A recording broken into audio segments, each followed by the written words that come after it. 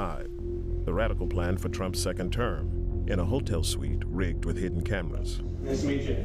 Would you like coffee or something? I'd love coffee, yeah. Great. Meet Russ Vought.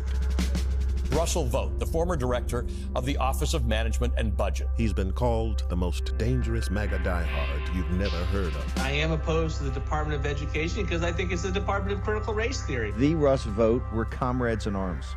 Formerly a cabinet member and chief lieutenant in the first Trump admin, I want to thank Russ for doing an incredible job. he now runs a group called Center for Renewing America. An organization that I helped turn into the Death Star that is accomplishing all the debates that you are reading about. I think you have to rehabilitate Christian nationalism. You have the largest deportation in history, block funding for Planned Parenthood. I want to be the person that crushes the deep state. Vought is one of the key authors of the blueprint for a second Trump administration. Project 2025. It's an ambitious 920-page blueprint. Like eliminating the Department of Education. The mass firings of civil servants. Banning access to the abortion pill and further restricting abortion rights. In recent weeks, the plans have become so controversial that Trump has been forced to distance himself. They're sort of the opposite of the radical left, okay? You have the radical left and you have the radical right. And they come up with this, I don't know what the hell it is, it's Project 25. Are you ready? I know nothing about Project 25. I haven't seen the document. I don't intend to really see the document. But behind closed doors, Vought tells us not to take Trump's disavowal seriously. I expect you to hear 10 more times from the rally, the president, distancing himself from the left's boogeyman of Project 2025. Yeah. And you're not worried about that? I'm not worried about it. Okay. He's running against a brand. He is not running against any people. Okay. He is not running against any institutions. It's interesting, he's in fact not even opposing himself to a particular policy. Yeah. He's been at our organization, he's raised money for our organization, he's blessed it from I remember walking into our last day in office and told him what I was going to do. So he's very supportive of what we do. Our investigation into Project 2025 began 2 weeks before the meeting with Vought at a conference for religious nationalists in D.C. The truth is, Christian nationalism is not a threat to American democracy. Christian nationalism founded American democracy. Journalists from the Center for Climate Reporting have come posing as potential donors, looking to meet those involved in Project 2025. They're not hard to find. The Heritage Foundation, the group running the project, are here. So is Vought's think tank. We make the acquaintance of Mika Meadowcroft, an author on Project 2025 and a close aide to Vought. He tells us that Vought is running the secretive second phase of Project 2025. And the second phase, after the book came out, was to break down actual sort of policy packets and executive orders and agenda items, things like that. That's been supervised largely by us. The first phase of Project 2025 was a 922-page policy book published openly.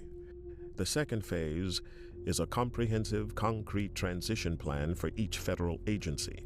These much more detailed plans are confidential. Yeah. Because obviously you wanted a little of it to be FOIA-able, if you're familiar with the FOIA process, as possible. Freedom of Information Act, yeah. The Freedom of Information Act allows the public to request government communications, but Meadowcroft reveals they plan to avoid these rules. Yeah, the goal is, familiarize all the transition team people with these plans, but you don't actually, send them to their work emails, because then, you could just give the handbooks to everyone, be like, this is the game plan for the admin. Yeah. But if the press knows that that's what you're doing, that they're going to immediately just say, I request all of your emails from Heritage. Okay. You are a worker. I see. So, we'll see. Interesting. Meadowcroft offers to set up a meeting with his boss, Russ Vought. You could put me in touch with somebody who looks after his diary or whatever. Yes, I can put you in touch with his schedule. Yeah. Amazing. So, great. So just tell me when to do that. We want to meet the man writing the game plan for Trump's second administration. Vought believes that in his first term, Trump's agenda was frustrated by what he calls the deep state. So Vought is planning a radical centralization of government power under the president, firing civil servants and ending the independence of agencies like the FBI and DOJ.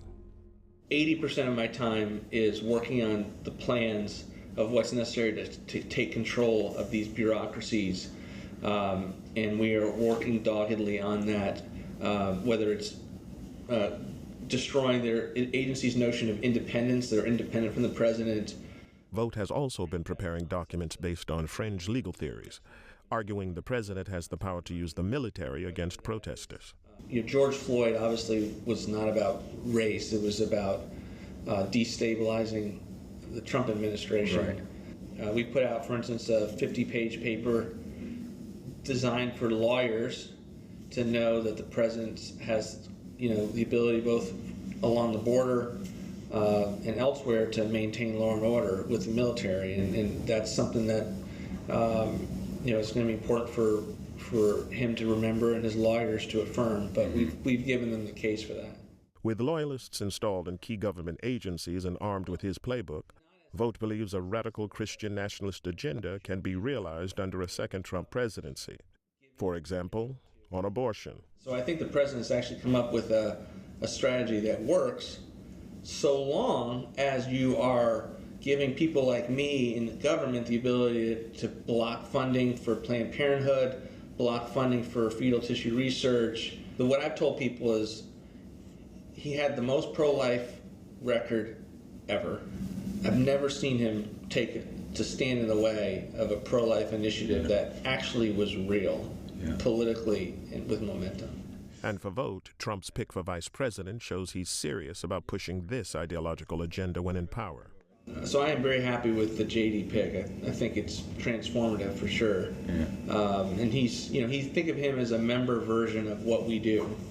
So there's no think tank, no policy organization, no battle plan creator other than us for the worldview that I think Donald Trump has and that JD has. But as public backlash against these plans builds, the Trump campaign has been scrambling to distance themselves from Project 2025's authors.